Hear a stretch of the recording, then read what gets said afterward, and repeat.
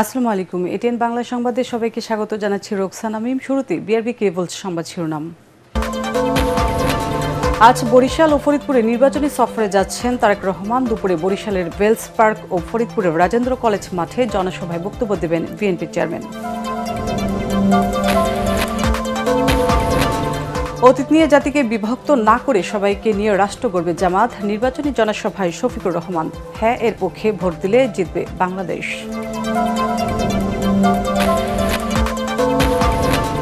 বিএনপির মতাদর্শে প্রিজাইডিং অফিসারদের নির্বাচনের দায়িত্ব দেওয়া হচ্ছে, অভিযোগ এনসিপির নির্বাচন পরিচালনা কমিটির চেয়ারম্যান আসিফ মাহমুদের।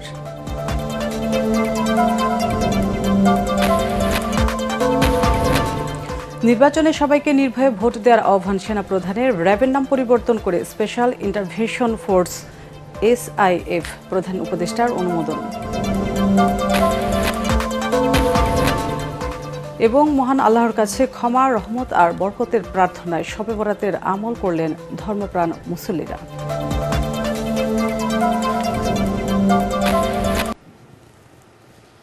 শুনছিলেন বিআরবি কেবলস সংবাদ শিরোনাম, এবার বিস্তারিত।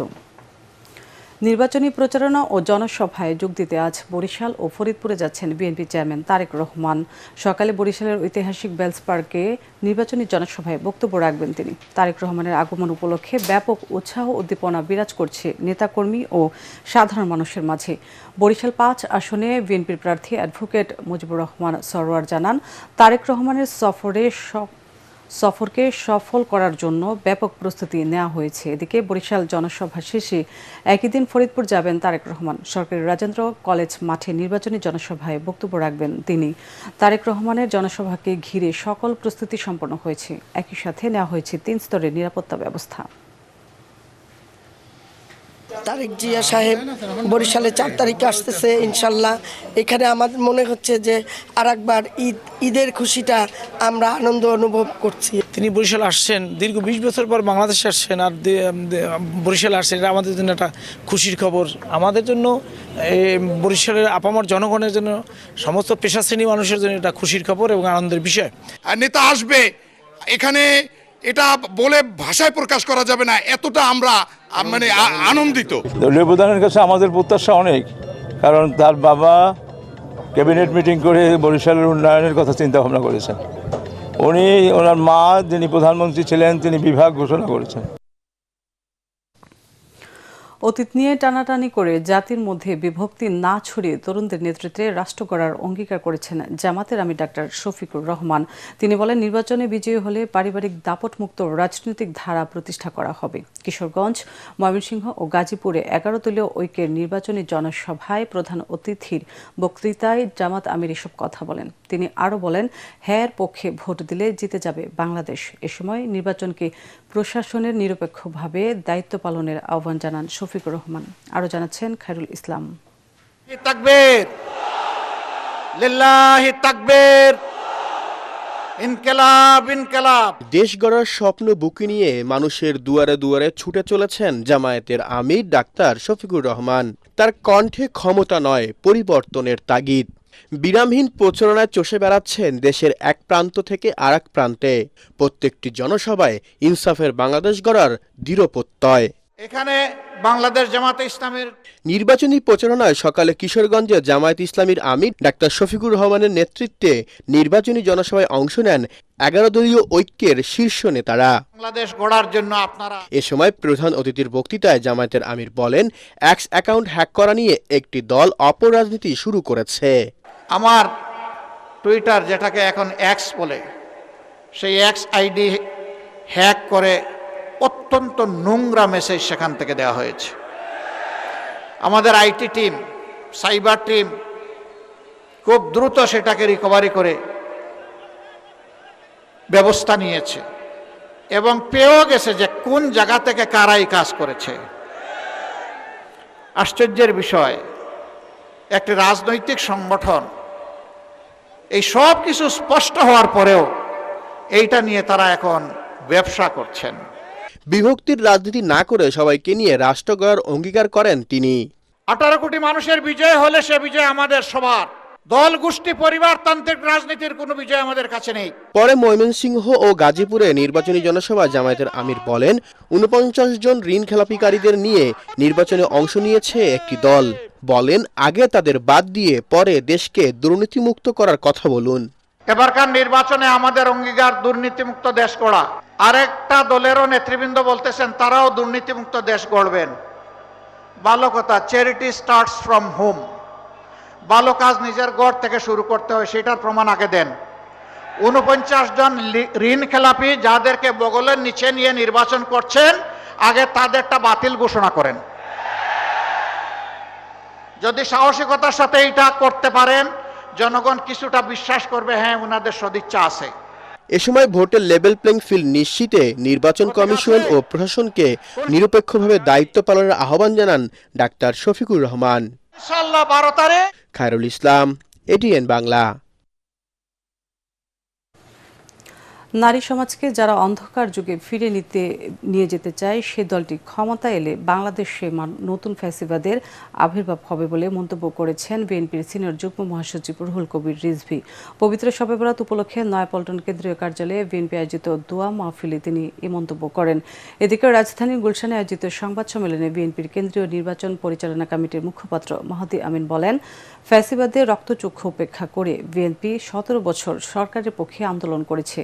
তখন একটিবারের জন্য যেসব দল সংস্কারের কথা মুখে আনেননি, আজকে তারাই সংস্কার নিয়ে বড় বড় কথা বলছেন বলে অভিযোগ করেন মাহদি আমিন। একটি দলের রাজনৈতিক যে কর্মকাণ্ড এবং তাদের যে নেতাকর্মী, ওনারা অনেকেই ফ্যাসিবাদী আমলে তৈরি মিথ্যা পুরাতন বয়ান আবার সামনে ছড়িয়ে দেওয়ার জন্য নিজেরা দায়িত্ব গ্রহণ করেছেন এবং একই ভাষায় একই কায়দায় একই ধরনের স্লোগান দিয়ে জনমনে বিভ্রান্তির সৃষ্টি করছেন। যদি আপনারা কখনো ক্ষমতায় আসেন তাহলে সেটা গোটা জাতির পরিণতি কি হবে এবং গণতন্ত্র যে মুখ থুবড়ে পড়বে, আপনারা আরেকটা ফ্যাসিবাদের এক নতুন বহিঃপ্রকাশ তৈরি হবে। জামাতের আমির ডাক্তার শফিকুর রহমানের এক্স অ্যাকাউন্ট হ্যাকের ঘটনায় মোহাম্মদ সরোয়ারে আলম নামে বঙ্গভবনের এক সহকারী প্রোগ্রামারকে আটক করেছে ঢাকা মহানগর গোয়েন্দা পুলিশ ডিবি। জামাতের আমিরের এক্স আইডি হ্যাক হয়ে যে পোস্ট করা হয়েছিল সেটি প্রেক্ষিতে আবারও বিভ্রান্তি সৃষ্টি করার জন্য সেক্রেটারি জেনারেল এর এক্স আইডি হ্যাক করে এই পোস্ট করা হয়েছে। এই পোস্টের সাথে বাংলাদেশ জামাতে ইসলামী কোনোভাবেই সম্পৃক্ত নয় বলে দাবি করেন জামাতের কেন্দ্রীয় মজলিসের সদস্য সিরাজুল ইসলাম। এ সময় তিনি সাংবাদিকদের আরও বলেন, নির্বাচনের আগে এই ধরনের পোস্ট দিয়ে জনগণের মাঝে এই ধরনের বিভ্রান্তি সৃষ্টি করা হচ্ছে। এর আগে জামাতের আমিরের এক্স অ্যাকাউন্ট হ্যাক হয়। এ নিয়ে নানা বিতর্কের সৃষ্টি হয় রাজনৈতিক মহলে। একটি নির্দিষ্ট দল এই ধরনের কাজ করছে বলে অভিযোগ করেন তিনি। Malware originated from India is an attack on the election process of Bangladesh, is an attack on the integrity of the ensuring level playing field in the election of Bangladesh, and also we are of the view that the national security, cyber security has been compromised. In that respect, this is a similar pattern attack on our Secretary General's X account, and we are very worried or concerned that this would be continued as the election date, the ballot date, polling date is coming closer. বিভিন্ন ডিভাইসের control তার নেওয়ার জন্য চেষ্টা করেছে। So already অনেকগুলো device তাদের দ্বারা কন্ট্রোল হয়ে আছে। সো আমরা জানি না কতগুলো ডিভাইসকে তারা কন্ট্রোলে নিয়েছে। এটা আমরা সরকারের কাছে আজকে যেটা বলে এসেছি সেটা আলোকে আমরা প্রত্যাশা করতে চাই তারাই এই লিস্টটা দেওয়া দরকার যে কতগুলো ডিভাইসকে তারা কন্ট্রোল করেছে। রাজনৈতিক মতাদর্শ দেখে প্রিজাইডিং অফিসার নির্ধারণ করা হচ্ছে বলে অভিযোগ করেছেন জাতীয় নাগরিক পার্টি এনসিপির মুখপাত্র ও কেন্দ্রীয় নির্বাচন পরিচালনা কমিটির চেয়ারম্যান আসিফ মাহমুদ সজীব ভূঁইয়া। রাতের রাজধানীর বাংলা মোটরে দলের অস্থায়ী কেন্দ্রীয় কার্যালয়ে আয়োজিত সংবাদ সম্মেলনে একথা বলেন তিনি।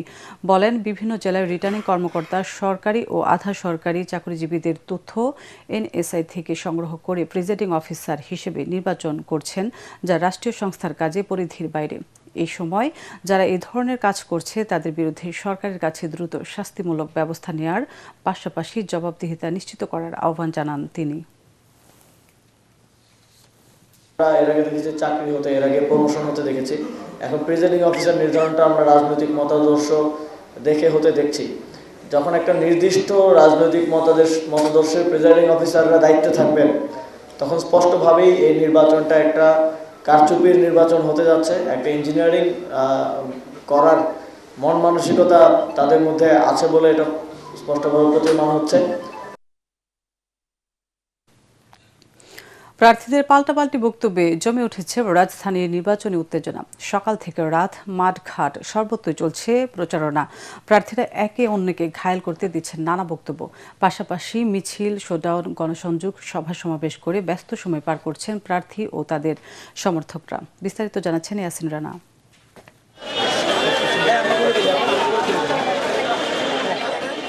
ত্রয়োদশ জাতীয় সংসদ নির্বাচনের আর মাত্র কয়েকদিন বাকি। চায়ের দোকান থেকে অফিস আদালত সর্বত্রই ভোটের আলাপ। কে জিতবে, কে হারবে, কোন প্রার্থী এগিয়ে আর কোন প্রার্থী রয়েছেন পিছিয়ে, কিংবা কোন প্রার্থী কি বলছেন, কি করছেন। প্রার্থীরাও ভোটারদের কাছে যাচ্ছেন এবং তাদের কথা শুনছেন। ঢাকা ৮ আসনে এনসিপি প্রার্থী নাসিরউদ্দিন পাটোয়ারি ও বিএনপি প্রার্থী মির্জা আব্বাসের বাকযুদ্ধে বেশ উত্তেজনা বিরাজ করছে এই আসনে। দুপুরে দৈনিক বাংলা মোড়ে গণসংযোগ করেন এনসিপির প্রার্থী নাসিরউদ্দিন পাটোয়ারি। এখানে ঢাকা ৮-এ একজন মাদক সম্রাট রয়েছেন, উনি শত শত বিলবোর্ড লাগাচ্ছেন। এই টাকাগুলো কই থেকে আসে? মাদক বিক্রির টাকা নাকি চাঁদাবাজির টাকা? আমরা এটা প্রশ্ন রাখতে চাই। এই আসনে গুলিস্তানের বিভিন্ন মার্কেটে প্রচারণা চালান বিএনপি প্রার্থী মির্জা আব্বাস। বলেন, আলোচনায় থাকতে আবল তাবল বকছেন একজন প্রার্থী। আপনারা ভাবেন মির্জা আব্বাসের বিরুদ্ধে কথা বললেই তো খবরে থাকা যায়, মির্জা আব্বাসের বিরুদ্ধে কথা বললেই প্রচারণায় থাকা যায়। প্রচারণা থাকতে চান, বহু রাস্তা আছে। দান করেন, খয়রাত করেন, ভালো ভালো কথা বলেন, মানুষের মুখে মুখে থাকবেন। সবুজবাগ এলাকায় প্রচারণা চালান ঢাকা ৯ আসনে বিএনপি প্রার্থী হাবিবুর রশিদ হাবিব।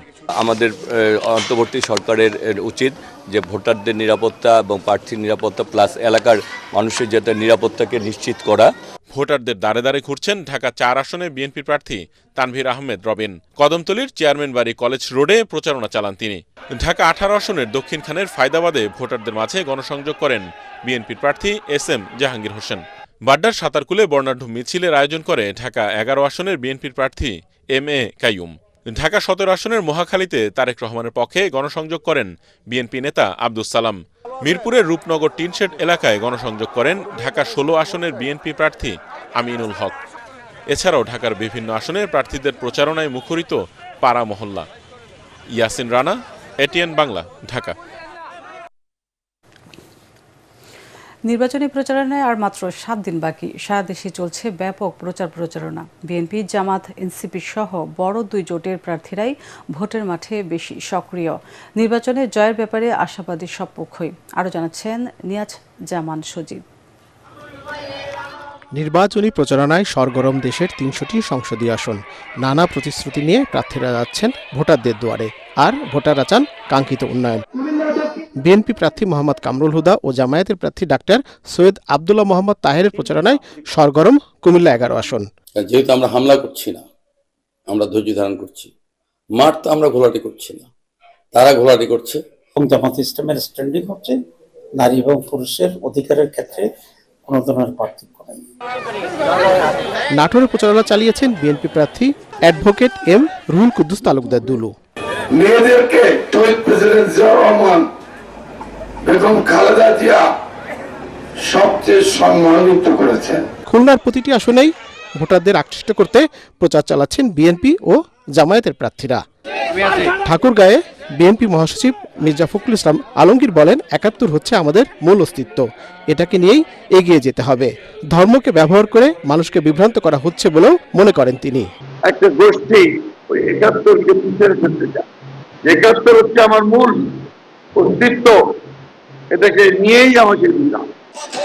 চট্টগ্রাম 10 আসনে বিএনপি প্রার্থী সাইদ আল নোমান নগরীর বিভিন্ন এলাকায় প্রচারণা চালিয়েছেন। দিনাজপুর 3 সদর আসনে বিএনপির প্রার্থী সৈয়দ জাহাঙ্গীর আলম ও জামালপুর 5 আসনে বিএনপি প্রার্থী অ্যাডভোকেট ওয়ারেস আলী মামুন গণসংযোগ করেছেন। পাবনা 5 আসনে বিএনপির প্রার্থী অ্যাডভোকেট শামসুর রহমান শিমুল বিশ্বাস জানিয়েছেন, তার দল ক্ষমতায় এলে দুর্নীতিমুক্ত বাংলাদেশ গড়া হবে। দুর্নীতিবাজ, স্বজনপ্রীতি, অন্যায়কারীদের জন্য রাজনীতি উনি কঠিন করে দিয়েছেন। ঢাকা 19 আসনে বিএনপি প্রার্থী ডাক্তার দেওয়ান মোহাম্মদ সালাউদ্দিন বাবু ভোটারদের দ্বারে দ্বারে ঘুরে ভোট প্রার্থনা করছেন। নিয়াজ জামান সজীব, এটিএন বাংলা। নির্বাচন না হওয়ার কোনো সুযোগ নেই, সবাইকে নির্ভয়ে ভোট দেওয়ার কথা বলেছেন সেনাবাহিনী প্রধান জেনারেল ওয়াকারুজ্জামান। মোবাইল ব্যাংকিংয়ের মাধ্যমে কেউ যাতে ভোটকে প্রভাবিত করতে না পারে সে বিষয়ে নির্বাচন কমিশনের সাথে কথা হয়েছে বলে জানান তিনি। ত্রয়োদশ জাতীয় সংসদ নির্বাচন ও গণভোট উপলক্ষে গাজীপুর জেলা পরিদর্শন ও মতবিনিময় সভায় এসব কথা বলেন সেনাপ্রধান। এ সময় নৌবাহিনী প্রধান অ্যাডমিরাল এম নাজমুল হাসান এবং বিমান বাহিনী প্রধান air chief marshal Hasan Mahmud Khan উপস্থিত ছিলেন। বাংলাদেশ ধান গবেষণা ইনস্টিটিউটের সম্মেলন কক্ষে ঊর্ধ্বতন সামরিক কর্মকর্তা, গাজীপুর, নরসিংদী ও নারায়ণগঞ্জ জেলার বিভিন্ন আইন শৃঙ্খলা রক্ষাকারী বাহিনী সহ বেসামরিক প্রশাসনের কর্মকর্তাদের সাথে মতবিনিময় করেন তিন বাহিনী প্রধান। পেশাদারিত্ব, নিরপেক্ষতা, শৃঙ্খলা, ধৈর্য ও নাগরিক বান্ধব আচরণের মাধ্যমে দায়িত্ব পালনের গুরুত্বারোপ করেন তারা। এছাড়াও in aid to the civil power এর আওতায় দায়িত্বরত সশস্ত্র বাহিনীর সদস্যদের কার্যক্রম পর্যবেক্ষণ ও প্রয়োজনীয় দিক নির্দেশনা দেন সেনা, নৌ ও বিমান বাহিনী প্রধান। সুন্দর নির্বাচন করার জন্য ক্যাপেবল আমরা সবাই আগ্রহী। নির্বাচন কমিশন আগ্রহী, সরকার আগ্রহী, আপনার অ্যাডমিনিস্ট্রেশন আগ্রহী, পুলিশ আগ্রহী, সেনাবাহিনী আগ্রহী, বিমান বাহিনী, নৌবাহিনী, সবাই। সেখানে নির্বাচন না হওয়ার কোনো সুযোগ নাই। কিছু মানি ট্রানজ্যাকশন হতে পারে বিকাশের মাধ্যমে, সেটা নির্বাচনকে প্রভাবিত করার জন্য, অর্থের লেনদেন ইত্যাদি। আমরা নির্বাচন কমিশনের সাথে কথা বলেছি। প্রত্যেকটা কনস্টিটুয়েন্সিতে কিছু ক্রিমিনাল থাকতে পারে, সবাই এই ধরনের অপকর্ম করবে না ইলেকশন ডেতে। সেটার জন্য আমরা আশা করব যে আমার বাহিনী এদের বিরুদ্ধে অ্যাকশন নেবে। র্যাবের নাম পরিবর্তন করে স্পেশাল ইন্টারভেনশন ফোর্স SIF করল অন্তর্বর্তী সরকার, যার অনুমোদন দিয়েছে প্রধান উপদেষ্টা। সচিবালয়ে স্বরাষ্ট্র উপদেষ্টা বলেন, সংস্কারের অংশ হিসেবে র্যাবের নাম পরিবর্তন করা হয়েছে। গবেষকরা বলছেন, শুধু নাম পরিবর্তন করে র্যাবের ভাবমূর্তি উজ্জ্বল করা যাবে না, নিশ্চিত করতে হবে জবাবদিহিতা আর মানসিকতার পরিবর্তন। রিপোর্টে জানাচ্ছেন মাহবুব কবির চপল।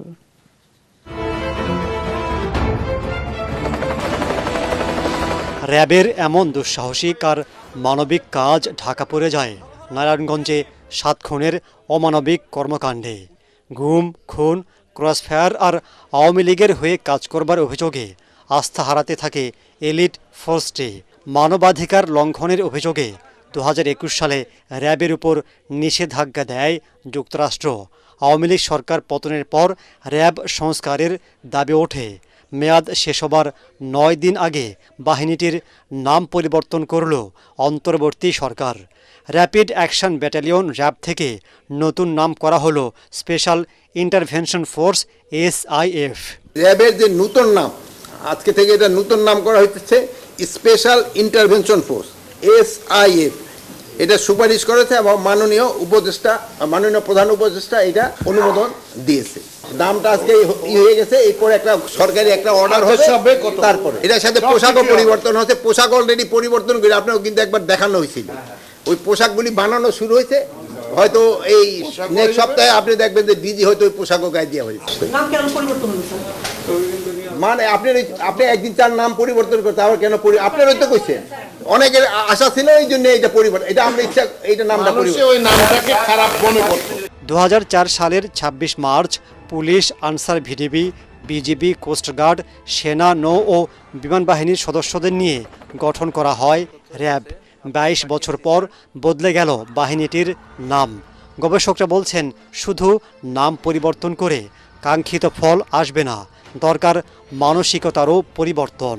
শুধু নাম পরিবর্তনের মধ্য দিয়ে হবে না, এই বাহিনীর কার্যকারিতা, এই বাহিনীর জবাবদিহিতা, দায়িত্ববোধ নিশ্চিত করতে হবে। এবং এই দায়িত্ববোধ বা জবাবদিহিতা নিশ্চিত করার জন্য এটার নাম পরিবর্তন করে SIF করা হয়েছে।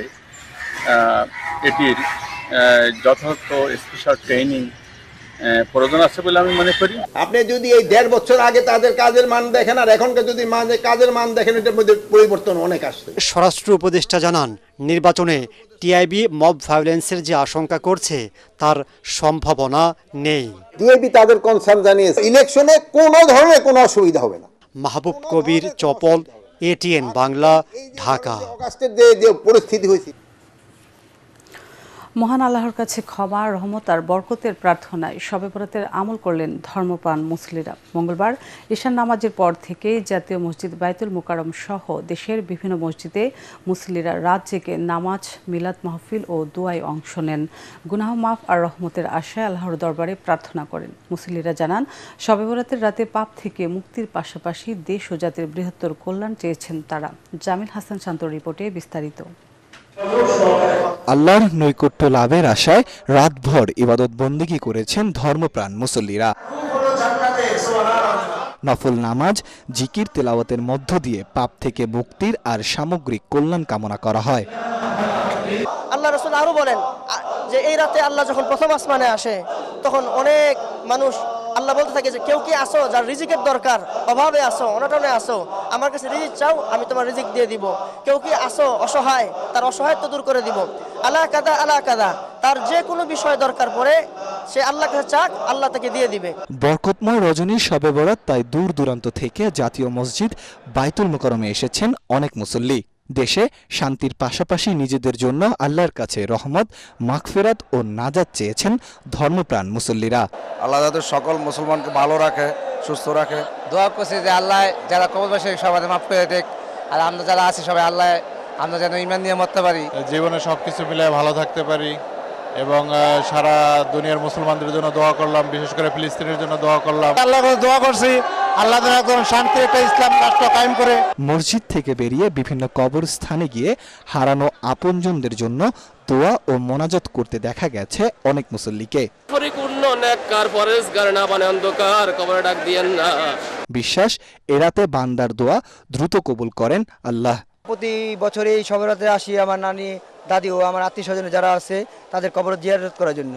মা বাবা, পুরো বিশ্ববাসী যারা কবরবাসী আছে তাদের জন্য দোয়া করতে আসছি। এর বাইরে পবিত্র শবে বরাত উপলক্ষে গরিব দুঃখীদের মাঝে খাবার বিতরণ ও দান খয়রাত করেছেন অনেক ধর্মপ্রাণ মানুষ। জামিল হাসান শান্ত, এটিএন বাংলা, ঢাকা।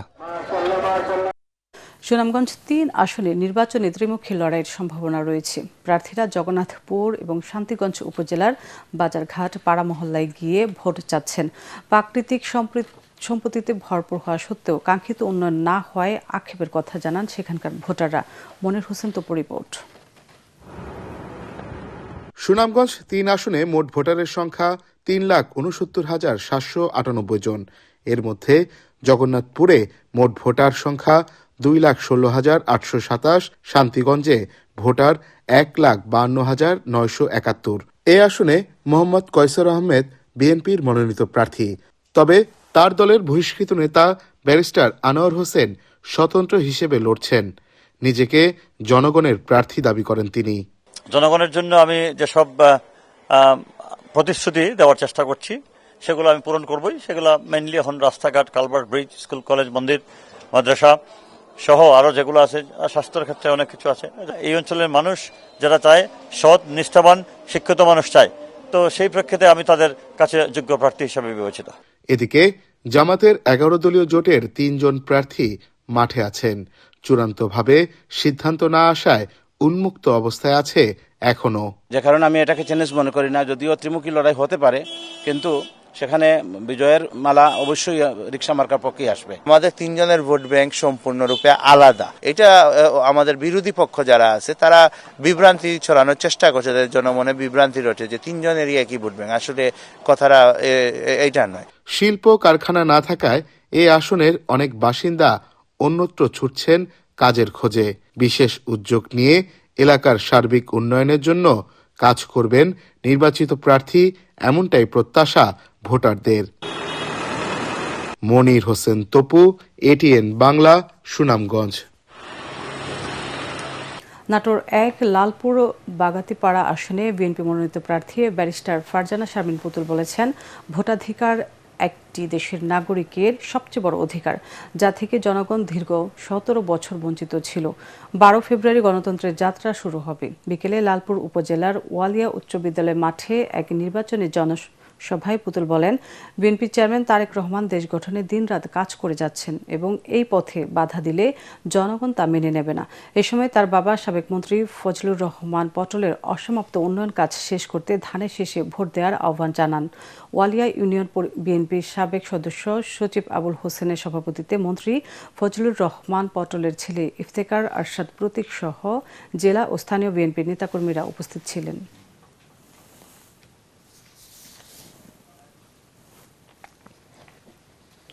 এবারে সন্ধানী লাইফ ইন্স্যুরেন্স আন্তর্জাতিক সংবাদ।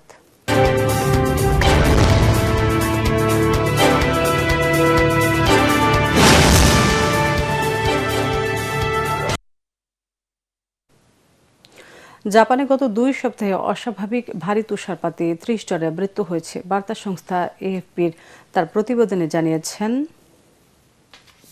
মৃত ব্যক্তিদের মধ্যে 91 বছর বয়সী একজন বৃদ্ধাও রয়েছেন। সবচেয়ে ক্ষতিগ্রস্ত অঞ্চল আওমেরিতে বাসিন্দাদের সহায়তার জন্য কেন্দ্রীয় সরকার সেনা মোতায়েন করেছে। দুর্গম এলাকাগুলোয় এখনও প্রায় 4.5 মিটার তুষার জমে আছে। পরিস্থিতি মোকাবেলায় জরুরি মন্ত্রিসভা বৈঠক করছেন জাপানের প্রধানমন্ত্রী সানায়ে তাকাইচি।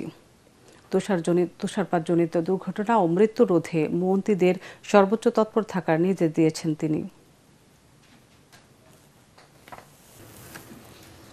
প্রবাসের খবর।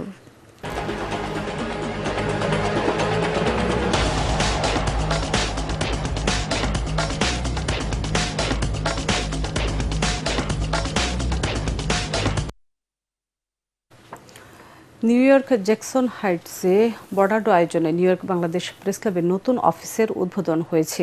স্থানীয় সময় রোববার বিকেলে এ উপলক্ষে এক আলোচনা ও শুভেচ্ছা অনুষ্ঠানের আয়োজন করা হয়। প্রবাসী বাংলাদেশি সাংবাদিকদের জন্য এই প্রেস ক্লাব গুরুত্বপূর্ণ মিলনস্থল হিসেবে কাজ করবে বলে মনে করেন আয়োজকরা। অনুষ্ঠানে বক্তারা বলেন, new York Bangladesh press club একটি অলাভজনক পেশাদার সংগঠন হিসেবে যুক্তরাষ্ট্রে কর্মরত বাংলাদেশি সাংবাদিকদের মধ্যে পারস্পরিক যোগাযোগ, সহযোগিতা এবং পেশাগত মানোন্নয়নে গুরুত্বপূর্ণ ভূমিকা রাখবে। অনুষ্ঠানে সভাপতিত্ব করেন নিউ ইয়র্ক বাংলাদেশ প্রেস ক্লাবের সভাপতি মনোয়ারুল ইসলাম। এ সময় সাধারণ সম্পাদক মমিনুল ইসলাম মজুমদার, অ্যাটর্নি মঈন চৌধুরী, বাংলাদেশ সোসাইটির সাবেক সাধারণ সম্পাদক ফখরুল আলম সহ নিউ ইয়র্কে বসবাসরত নবীন ও প্রবীণ এবং পথিত যশা সাংবাদিকরা উপস্থিত ছিলেন। এবার খেলার খবর।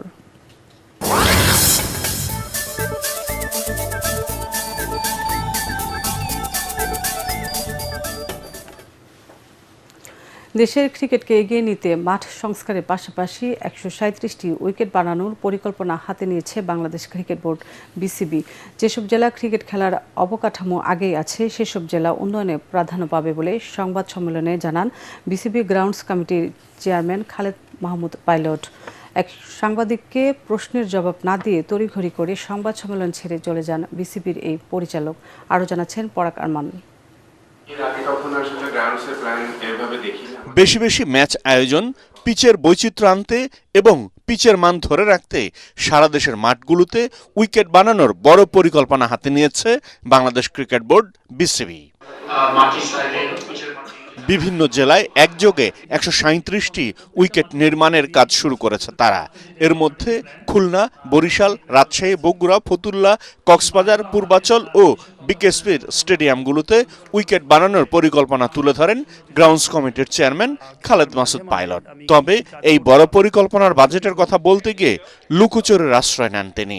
এটা আমরা চাই যে ওপেন টেন্ডার হবে, ওপেনভাবে আসবে এবং একদম যে জিনিসটা হওয়া উচিত সেভাবে এই প্রক্রিয়াগুলো চলবে। ক্রিকেট বোর্ডে সাংবাদিকদের প্রবেশাধিকারের উপর নিষেধাজ্ঞা দেওয়ার কারণ জানতে চাইলে খালেদ মাসুদ পাইলট তড়িঘড়ি করে সংবাদ সম্মেলন ছেড়ে চলে যান। আমার মনে হয় আপনারা একজন দুজন মানুষটা আমার মনে হয় পরিবেশটা নষ্ট করে দিলেন। আপনার কোশ্চেন করাটা আমার পছন্দ হয় না বলে আমি চলে যাচ্ছি। আমি পরিচালক হিসেবে বলছি না, আমি অ্যাজ এ প্লেয়ার হিসেবে বলছি।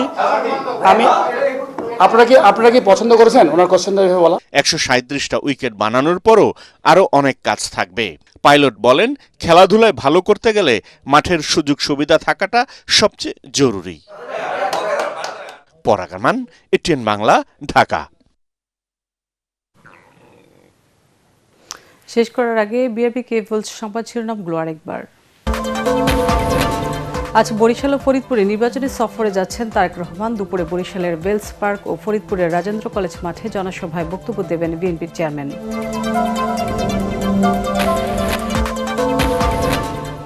অতীত নিয়ে জাতিকে বিভক্ত না করে সবাইকে নিয়ে রাষ্ট্র গড়াবে জামাত। নির্বাচনী জনসভায় শফিকুর রহমান, হ্যাঁ এর পক্ষে ভোট দিলে জিতবে বাংলাদেশ। বিএনপি মতাদর্শে প্রিজাইডিং অফিসারদের নির্বাচনের দায়িত্ব দেওয়া হচ্ছে, অভিযোগ এনসিপি নির্বাচন পরিচালনা কমিটির চেয়ারম্যান আসিফ মাহমুদের।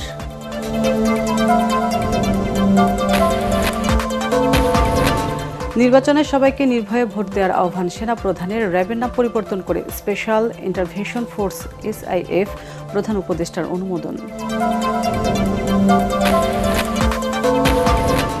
এবং মহান আল্লাহর কাছে ক্ষমা, রহমত আর বরকতের প্রার্থনায় শবে বরাতের আমল করলেন ধর্মপ্রাণ মুসল্লিরা।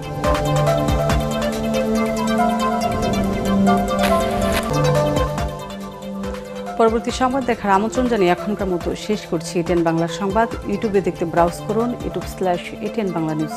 এতক্ষণ সাথে থাকার জন্য ধন্যবাদ।